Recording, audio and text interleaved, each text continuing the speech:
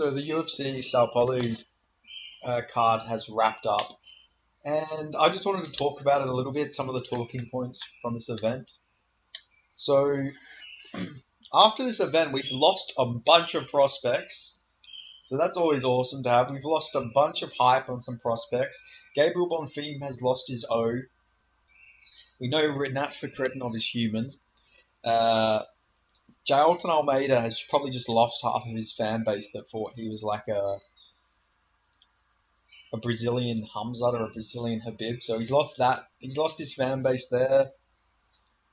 Yeah, so it's not looking good for any of the fighters who fought on this card. Even Kai Borello, didn't gain any hype. Nobody won on this card. Like, yes, there were victories, but nobody's stock except for probably Nicholas Dalby's has gone up at all in this fight. Like, that is crazy. Like the prelims, Renat versus Alessi was a draw. Maybe Petrino's stock went up. He's probably the only prospect on this card that has gained any level of respect. Nobody on this card won. Nobody. Maybe Mora, she missed weight, but yeah, she had a good performance. But outside of them two, outside of Mora and Petrino, nobody's stock went up. Maybe you can claim that because Alessio Dos Santos got a draw and he had a pretty good, performance compared. Like, people were saying he was washed, but he did have a good performance here against Renat Fikretinov. Maybe you can claim Alessi, his stock went up, but still out. Like, nobody has gained anything on this card.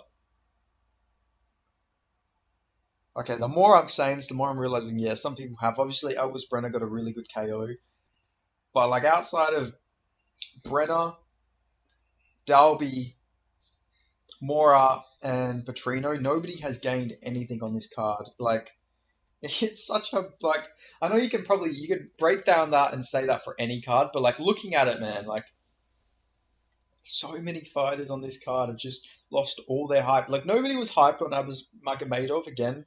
Probably after that Sean Strickland fight, everyone's like, "Oh yeah, he's a gassy fraud" and all this stuff. But like, even now, his stock has somehow went down even more because he gassed in a low output fight. We've seen, like, even Kaya Borello's stock didn't go up, and he arguably won a 30-27 in this fight. Like, I don't know, this is one of those weird cards where nobody's stock went up. This is going to be a card that nobody ever talks about, probably. Like, there's just not much to talk about when it comes to this card. Like, Mark DeCasey got a win. Yeah, finally, he's back. He's got a win again. His stock didn't go up at all. Everyone hates his fight style. Everyone thinks he's boring. He's gained nothing from this card. Mark DeCasey gained fucking nothing here. Like, that's not even a joke. He literally has gained nothing. Yeah, he's got to win. He's going to keep fighting in the UFC, but he hasn't gained any more fans. He's lost probably more fans. He's got a notorious reputation now as a boring fighter. Eduarda Mora won, but she missed weight. She doesn't get a bonus. She doesn't get a bonus at all. Very unfortunate for her. But she's built some hype, but is she even going to be at strawweight? Is she going to go up to flyweight? Is she going to be the same fighter? Who fucking knows? So there's one there. I guess, like, even then, it's like a half-half. Did she gain anything? Like, maybe she gains a bit of hype, but again, it's Montserrat Ruiz. Who knows how good that win really is? Angela Hill, yeah, cool. You get another win. You're going to lose your next fight, probably. Like, Petrino, yeah, he got a win, so I can't shit on him. He did get a win. His stock definitely went up. Modestas Bakauskas is a really good win to have.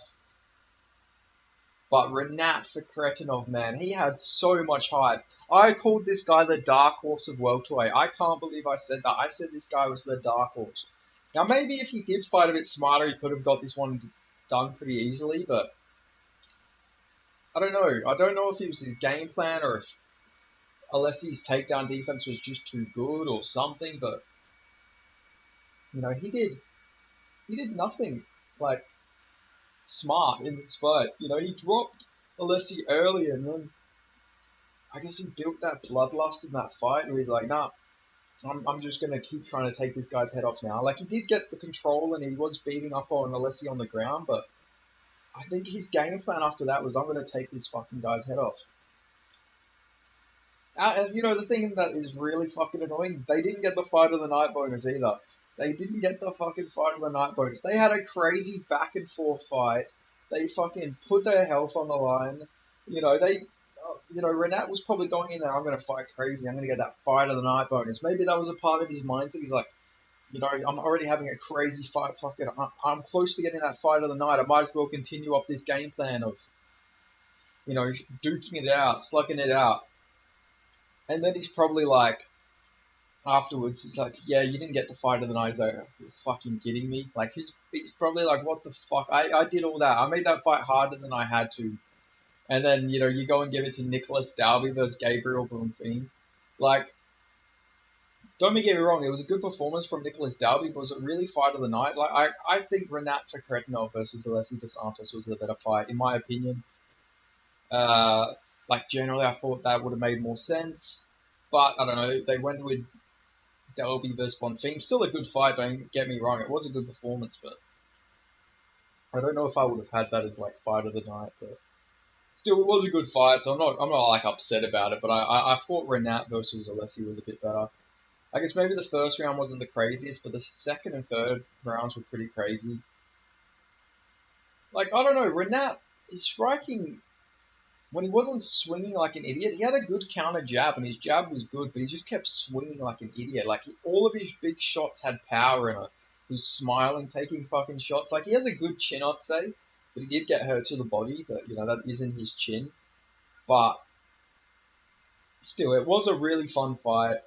I don't know if he'll be having that entertaining fight style for his next few fights. Like, honestly, maybe it was just a takedown defense issue that Renat just couldn't do anything to Alessi, because Alessi does have solid takedown defense. But Rubakar Nurmagomedov, who is like the runt of the Nurmagomedovs and the runt of the Dagestani clan, from the same, from that part of Dagestan, who all trained under Dulanup, Habib's dad.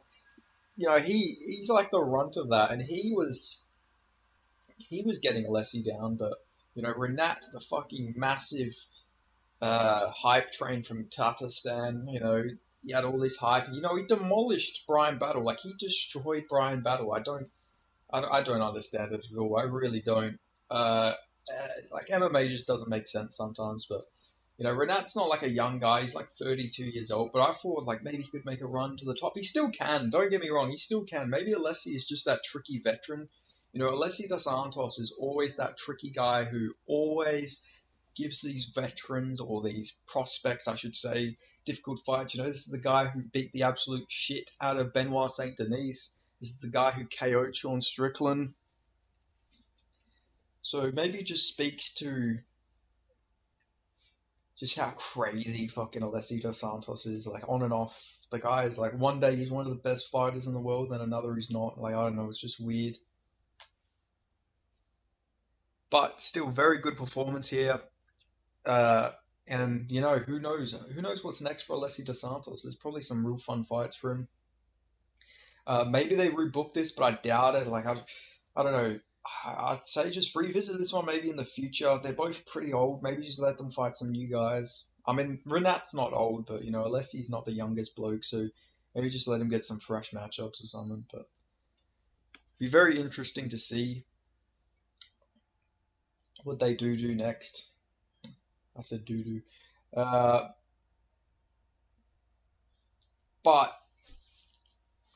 at the end of the day, it was still a very good fight from both men. And I think they got robbed of fight of the night. But anyway, enough about that fight. There was the fight on Armen Petrosian versus Rodolfo Vieira got cut last minute, cancelled, which was unfortunate to see. I was actually really looking forward to that one, but instead, Elvis Brenner versus K1 Krujewski got moved to the main card. And it was a really good performance from Elvis Brenner. He's on a streak now, 5 in a row, three in a row in the UFC. He's on a good little run. Who knows what's next for this guy? Trains out of the shootbox team, very aggressive style, crazy UFC fucking 4/5/3 type KO. We all make fun of the realism in these UFC games, but fucking Elvis Brenner literally did the ragdoll effect on him. Like the way he knocked him out was literally like one of them UFC game KOs, and you're like, fuck, that wouldn't happen in real life. Well, apparently it fucking does, because Elvis Brenner went and proved that it does. Also, I just want to mention that this is a lot more detailed than my like instant reactions, because I'm not rushing before the next fight to just think of stuff. But now I can just talk at my own pace. But yeah, getting back on the point, very very good performance from Elvis Brenner. I think you got to do the Ribovic fight. I think you need to book the fight between him and Esteban. I just think that's a great fight, and it would really just be a fun one to do. Esteban very durable. We haven't seen him against like I was gonna say pure striker, but Brenner is still like a grappler at the same time, and he probably would just grapple against Esteban. But there's a good chance that could just be a really fun fight. But yeah, I was actually very impressed with his performance there. But yeah, like I say, rebook that Ribovic fight. Sorry, Kanan. Not the UFC debut you want to have, getting fucking flatlined by Elvis Brenner. But hey, you dared to be great, I guess. Then we had obviously the Caio Borrello versus Abbas Magomedov fight. You know, not much to say about this. I've already spoke about it briefly. Not a great fight by any means. Not I mean, compared to the main event, it was like Rory McDonald versus Robbie Lawler 2. Like, it was a fucking bloodbath compared to that fight. Like, there was at least some punches, some close calls on the feet. Like, Caio Borrello could have got Abbas out of there on the feet, I feel like. But, I don't know. He didn't fight with the smartest game plan, in my opinion. I mean, he fought with a smart game plan, but he didn't fight with the urgency. Sorry, I should have worded it a bit better. He had a great game plan. He won the fight, clearly, so. But I feel like he definitely could have done a bit more there, but still, like at the end of the day, he did what he had to do. Now, you know, it was a good performance. I think I was saying, but yeah, uh, interesting gas tank by Abbas Magomedov. I also got to say, Caio Borrello, you're not going to get Dricus du Plessis. Like, you're just not. He called out Dricus du Plessis, waste of a call out, really unrealistic. You might not even be ranked after this, to be honest. Like, you generally might not be ranked. Like, you're not going to get you're not going to get Dricus du Plessis after beating Abbas Magomedov. It doesn't make sense. You know, you're not Dagestani, so you don't get that privilege to just get a ranked opponent like, like Abbas Magomedov did after beating fucking Dustin Stolfus. Oh my god. Like I don't know, that's gonna be one of the worst call-outs. Like yeah, maybe one day you can get Dricus du Plessis, but you're not gonna get it for your first ranked opponent. Like he should have just called out Jack Manson.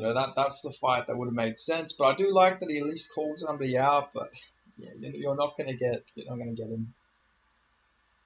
Uh, Actually, he'll probably get like Sharaputin Magomedov or fucking Roman Kopylov or Sultan. I don't know. There's something the UFC just want this guy to fight the fucking whole Eastern Bloc. I swear they just keep putting him against like former communist nations. I think Poland was communist at one point. Uh, Abbas Magomedov, obviously he's Dagestani, so from Russia, but he also lives in Germany, and East Germany was a communist country.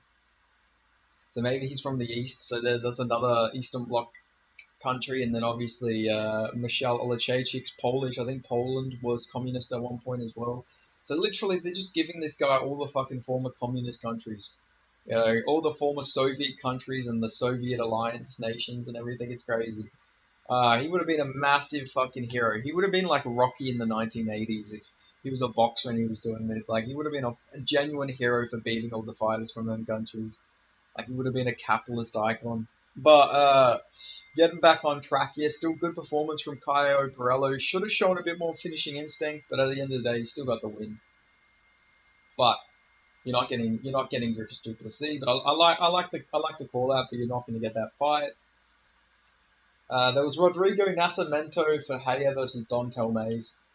It was an okay fight. First round was okay. The first round was good. Rodrigo Nascimento just mixing up the hands, looking all right with the boxing. But generally, this fight didn't have to happen. It didn't have to be on the main card either. Like, this didn't need to be a feature bout. Really weird. fight, if we're being honest. But it happened. You know, it was a it was an interesting fight, I guess. I'm sick of these random rematches. They just kill the sport. I swear to God. I don't want to see all these fucking rematches here and there. There's rematch here, rematch there. Like, there's so many fighters that you could have booked these two against. You could have done so many fresh matchups, but instead you just want to watch these two fat guys fight again. Nascimento called for a ranked opponent. Uh, you know, I could see that. He's on a 3 or 4 fight winning streak now. Uh, who is there he could fight? Let's go look at the heavyweights. Buday's against is fighting Shamil Gaziev. You could maybe do Nascimento versus Marcus Rodrigo de Lima. That could probably make some sense. You could do Nascimento versus Alexander Romanov as well. That could make some sense. Yeah, there's plenty of fights you could do for him. Maybe Romanov makes some sense. I think that would be a good fight to do. So yeah, maybe you can do that. But Dontel Mays, I don't fucking care. Uh, no, I'm just joking. I guess you could do Dontel Mays versus Mick Parkin if he wins his fight next weekend, the weekend after, sorry. If he who's Mick Parkin fighting again? Mick Parkin is fighting. Oh, he's fighting Kaya Machado. That's it. Yeah, if he beats Machado, then maybe you can do Mick Parkin versus Dontel Mays. That makes some sense in my opinion. Both strikers. But yeah, still, I guess a good performance from Nascimento for Haya, but just a fight that really didn't need to happen. It didn't need to be this high up on the card. Okay, now we have Gabriel Bonfim versus Nicholas Dalby. Jesus Christ. This one really made me sad, if I'm being honest. Like, it generally did make me really sad. I really like Gabriel Bonfim. He was looking alright, like, but he just, I don't know, he didn't even throw that many strikes looking at it. Maybe this guy's cardio is just very sus, but yeah, that was a shame, man. I was so smug about Ismail Bonfim being pulled. I'm like, oh, people said that people were saying Ismail was the better Bonfim brother. Like, I was acting like that, but, it's turning out maybe Ismail was the better brother. Who knows? Uh, yeah, Gabriel Bonfim, fuck, got broken pretty much here by Nicholas Dalby. Dalby's got some fucking Danish voodoo or something. I don't know how he's doing this. He's making a resurgence. This is a guy who lost to Tim Means and Jesse Ronson. Now he's just fucking smashing everybody. I mean, smashing's maybe a bit of an exaggeration, but he beat Claudio Silva, beat Wally Alves. Obviously, Claudio Silva, you can't really rate that one anymore. The guy's not dangerous anymore. He just doesn't have anything for anyone. But I just can't believe Nicholas Dalby. It's on the run he is. Like, you arguably have to give Nicholas Dalby like a ranked opponent now. Or you give Nicholas Dalby Michael Morales if he beats Jake Matthews, I guess. Like, how is Nicholas Dalby on a 4-fight winning streak? He was like on his way to being cut before that Claudio Silva fight. Like, wait, let me look at Nicholas Dalby's record. He's 23-4. Like, that's actually a solid record. Like, that's actually not a bad record. Yeah, so lost to Tim Means, beat Daniel Rodriguez in a fight. Some people thought Daniel Rodriguez should have won. Lost to Jesse Ronson but got overturned after he tested positive. Beat Alex Oliveira in a controversial fight. And then obviously he had this UFC run where he lost to Zach Cummings, Peter Sabata, and then lost in Cage Warriors to Carlos Peter Solly Jr. But now he's beat fucking Claudio Silva, Wally Alves, Muslim Salikov, and Gabriel Bonfim. I just don't fucking get it. Imagine this is the next Michael Bisping. Fucking Nicholas Dalby makes his fucking championship run at 38 years old. Could you imagine? In the welterweight division. He's going to be 39 soon. What the fuck? How is this guy on the fucking run of his career right now? I don't get it. Yeah, I don't know what he's aiming for. I don't know if fucking, I don't know, man. Like, if Nicholas Dalby becomes like the UFC champion, I swear to God, man, I really like. I really counted him out here. Like, imagine he goes and fucking fraud checks Michael Morales after this, fucking destroys Mike Malott, kills Ian Gary, then beats Jack Del Madaleno, and then Nicholas Dalby beats Shavkat Rakhmonov. Could you fucking imagine that fucking timeline? I don't want to. Like, that's gonna keep me up at night imagining Nicholas Dalby fucking holding that UFC belt. I just can't let that fucking happen. I don't want to fucking picture that reality at all. But yeah, fucking yeah, shit. I can't believe it, man. I genuinely can't. What a fucking timeline we're living in. Nicholas Dalby fucking killing people in the octagon now. This was his first finish in the UFC, by the way. Literally his first finish. You know, went to a decision with Salikov, decision with Alves, decision with Silva, decision with Means, decision with Rodriguez. Obviously, did get finished by Ronson, but it was a no contest. Went to a decision with Oliveira. Like, all of his finishes were outside the UFC. His first finishes against, like, the hyped up fucking monster in Gabriel Bonfim. How is this a sport? How does it make any sense? I can't believe it. Fair play to fucking Nicholas Dalby. He had his first fight in 2005. What the? Nicholas Dalby has been fighting since 2005. It's almost been 20 years. It's been 18 years. That's a whole adult. He's been fighting for that long. That is crazy. That is actually fucking insane to think about. I can't believe it, man. Yeah, like I say, fair play to the lad.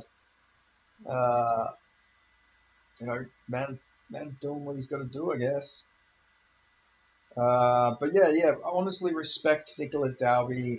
He's probably motivating a lot of these old vets to maybe, like, Tim Means fucking beat this guy pretty clearly, so maybe Tim Means is gonna go on a career resurgence now. Like, maybe, like, I don't even fucking know. Who do you give Nicholas Dalby? Like, are the UFC gonna give this guy a ranked opponent? Because, like, honestly, you could give him one right now. 4-fight win streak against good opponents. You know, Solikov is a good win. Like, he is a decent win. I know he's a bit older, but that's still a decent win. Wally Alves is still a pretty good win. I know he lost to Ikram Aliskerov, but that's still like a solid win on your record. But fuck, man, I can't believe that. I'm still in shock. It's been hours, but I still can't believe Nicholas Dalby went in there and TKO'd fucking Gabriel Bonfim. But hey, it is what it is, man. Did we have to do? I've said that like 5 times. I'm sorry. I can't stop saying that. I don't know why. But yeah, he did it. It was a good performance. I don't know. Maybe I'll have to make a fucking Nicholas Dalby road to the championship video. I can't believe it. This guy does really good against Brazilians, by the way. He's like 6-0 against Brazilian fighters. So you put this guy against a Brazilian and he just fucking, no, I'm not losing. Like, I don't know. His Danish voodoo just doesn't, he just can't lose to Brazilians. But yeah, that's all I've got to say. Unfortunate for Gabriel Bonfim, but he'll be back. He's still very young. He's a very young fighter. He's like 25, I think. How old is Gabriel Bonfim? Let me check. Like, there's a big age difference between. Like, what's the age difference between Dalby and Bonfim? There's a 12-year difference. 12 fucking year difference. That's crazy. Fuck yeah.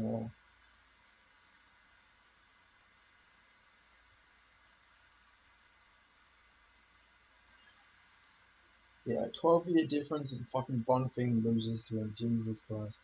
But yeah, he's 26 years old, just turned 26. He's still a young fighter. You know, he can still make a run, but yeah, I guess it's Dalby's time. 23-4, the new Bilal Muhammad, I guess. But anyway, then we had the main event, obviously, between Derek Lewis and Jailton Almeida. Now, it wasn't really a fraud check. You know, Jailton Almeida looked pretty flawless in this fight.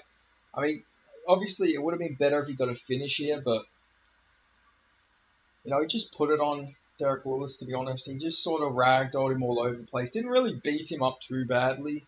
Like, if we're talking overall damage, you could probably argue, and it is a crazy argument to think about, but you could probably argue that Derek Lewis probably did a bit more, like, he came closer to getting a finish than Jailton Almeida. Like, he was throwing real big shots, like, a lot of the times in this fight. Like, he was going for fucking big power shots, but and he did land some. He landed a lot of shots. Like in the beginning of every round, he would land a bunch of shots. There was one moment where he like was on top of Jailton Almeida, and I was like, oh fuck, he's about to get him. He's actually about to knock him out. But Jailton Almeida very tough. Like I would never not mention this. This guy started his career as a welterweight. This guy was a 77 kilo fighter, 170 pounds, and now he's fighting like a guy who's probably what like 280 after the weight cut. Like Derek Lewis is a fucking big lad, and he's ragdolling him all over the place, picking him up, slamming him. Like, generally is crazy. I don't like him at heavyweight, though, if I'm being honest. I know he is, like, top 5 now, but, like, I think Blades beats him. I've thought that since the fight got announced. I think Pavlovich beats him. I think Tom Aspinall beats him. Cyril Gane, I think stylistically, is a good matchup for Jailton Almeida. I know Spivak couldn't get him down, but Spivak and Almeida have a very different style of grappling. I think Jailton Almeida's style is a lot better suited for Cyril Gane than Spivak was. But even then, who knows? Gane could probably beat him if he could keep it standing. He'll definitely beat up on him. But yeah, I don't know. It's crazy that Almeida's come this far though. Like this guy, he was a welterweight, then was a middleweight for ages. Fought at light heavyweight, debuted in the UFC as a light heavyweight, and now he's just fucking running for everyone as a heavyweight. Like, I don't know. I feel like more light heavyweights or middleweights could just be like, you know what, fuck it, I'm going up to heavyweight. I'm just gonna bulk up a bit, and they would have the skill set to just destroy these fat fuckers. Like they would. They could just make, and I'm pretty sure heavyweights get paid more. Why do more middleweights and light heavyweights not just go up to heavyweight? Like obviously on paper it sounds crazy, especially when Francis Ngannou was champion. Like fuck that. Who wants to fight Francis Ngannou? Maybe it is just a scary thing to do because obviously there's a high chance you're going to get knocked out against like these bigger guys. But skill wise, the grappling difference between the like light heavyweights, middleweights, welterweights, and the heavyweights is just so fucking drastic. Drast. That's the word I'm even fucking looking for right now. It's so drast. Vast. It's so vast. Jesus Christ. Sorry. But yeah, like the difference is actually so vast in grappling technique and just overall grappling between the heavyweights and light heavyweights. Obviously, heavyweights are bigger, stronger guys, but they just don't have the grappling defense that these other weight classes have. Like it is actually crazy when you think about it. Like you would think that these guys would, I don't know, be able to stuff takedowns from a guy 40 pounds lighter, but no, Jailton Almeida just fucking takes all these guys down. Yeah, I don't know, it's just crazy to think. Almeida's been chinned as well as a middleweight. I was just so, every time fucking Lewis would land on him, like, oh fuck, he's gonna get knocked out, because I don't trust Almeida's chin, but he did take some decent shots. None of them were like completely flush though. Obviously he's not going to take any big flush shots from Derek Lewis, and survive. But yeah, still crazy. I mentioned this in my previous video. They need to rebook Curtis Blades versus Jailton Almeida. It just needs to be redone. And then maybe you do Derek Lewis versus Jairzinho Rozenstruik. I think that makes all the sense in the world. A fight we haven't seen yet. And it's a fight I wanted to see for ages. Two explosive heavyweights. Mike Tyson wanted to see that fight, so come on, Uncle Dana, do it for Uncle Mike. Mike Tyson really wants to see that fight. He called him the black guy with the Russian last name. That's how he referred to Rozenstruik. It's actually a Dutch last name, but still close enough. But yeah, I would like to see that fight. Plus Lewis didn't take any damage in that fight really. Like he maybe got rocked with like a kick at one point, but not really. He didn't get like battered out there. He lost every round, but just it was more like positional control and just Almeida going for submission attempts. So yeah, it wasn't bad. Like he didn't take too much damage, so Lewis can realistically get back in there as soon as possible.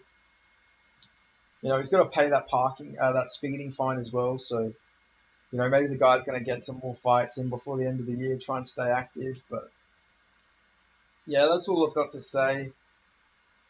Good performance from Almeida, but you know he definitely lost a few fans in this from this performance. I seen the MMA Guru said that Bilal Muhammad's entertaining in comparison. I don't know about that. That might be a bit of an exaggeration. You know, Almeida. You know, besides this fight, he's still got quite a lot of finishes. So I would argue he is probably more entertaining than Bilal Muhammad. But who knows? Like maybe at the top, Bilal Muhammad's more entertaining. You know, but yeah, crazy though. Uh, yeah, just rebook that Blades versus Almeida fight as soon as possible, as soon as Blades is healthy again, and then yeah, I think that makes the perfect sense. But yeah, a lot of fraud checks this card. Definitely the card of fraud checks. Unfortunately, we're not allowed good things in MMA. We're stuck with the old. We're not allowed new things. You know, we're not allowed new toys. Only the older guys can fucking rise up, unfortunately. But still, good card, but a weird card. Lost a lot of fights as well, unfortunately. Obviously, we lost Ismail Bonfim versus Vince Michel. I don't know why Vince Michel wouldn't have taken the fight. You're 40 years old. I know you miss weight, but you're 40 years old. You don't have many fights left. Uh, Plus, you miss weight and then you weighed in just to fucking refuse to fight. That's just, I don't know, weird from Vince Michel. I'm not going to go full MMA Joey and say that he should be fired, but it's just a weird mindset to have. And then, obviously, also we had Gabriel, no, not Gabriel Santos, Daniel Marcos versus Victor Hugo. That one that actually pisses me off that Marcos didn't take that fight. Victor Hugo literally stepped up on really short notice to save your ass, and you can't even like give him this like let him fight let him fight after missing weight. Obviously, the guy fucking killed himself to get down to bantamweight. It should have been at a catchweight in the first place. And it's a guy who fought at welterweight in the past. Made no sense why you would refuse that. Like, did you even want to fight? Like, generally, did he want to fight at all? I don't know. Just a weird I don't know, just a weird to refuse that fight from Marcos. Like, dude, he took it on short notice. What the fuck do you want from him?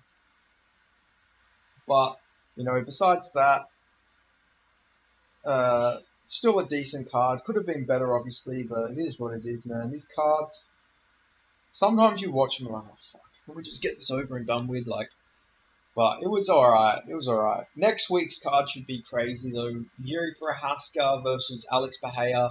Sergey Pavlovich versus Tom Aspinall.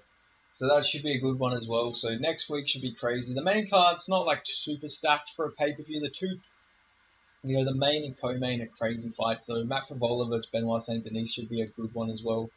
So yeah, still a good card, and it'll be interesting to see how those fights go, but I'll probably drop my prediction video later. So, yeah, keep your eyes out for that. Put on the notifications so you can be the first one to watch that, and you can disagree or agree with my picks in the comments. But yeah, let me know what you thought of this card overall. If you enjoyed it, you disliked it or not. But yeah, I did enjoy this card. I thought it was an alright card, but I don't know.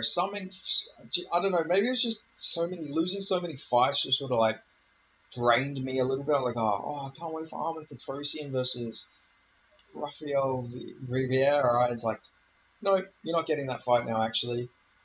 I was like, oh, cool, awesome. Down a fight, like 10 fights, woo. But still, I don't know, the UFC just need to book like 17 fight cards so we don't keep losing fights every card. Like the day of the fights, like it's so fucking annoying. Like it generally drives me nuts that we see that so much now. Like, I just want to see these fucking fights. I just want to see as many fights as possible when a card happens. So what is the point? of like, oh, cool, 9 fight card, sick. Like, it doesn't really move the UFC forward, but if you have like a 15 fight card and like maybe we lose 2 fights, that's still 13 fights. It's still a solid amount of fights. It's like, oh, can't wait for the next one, like the next one, like even. Like, I don't know, it's just always good to have more fights, I reckon. Especially with how big the roster is, you'd think they would book more fights on the card. Like, you have such a big roster, and some of these guys don't even get to fight that often because there's not enough cards for them, so yeah, that's just my rant over there. But anyway, besides that, overall decent card. So yeah, let me know your thoughts on the card. Let me know your thoughts on all the fraud checks, because like Jesus Christ, that was crazy to see. We're not allowed good things in MMA. We're not allowed new talent, obviously. But yeah, thanks for watching, and I'll see you guys in the next video.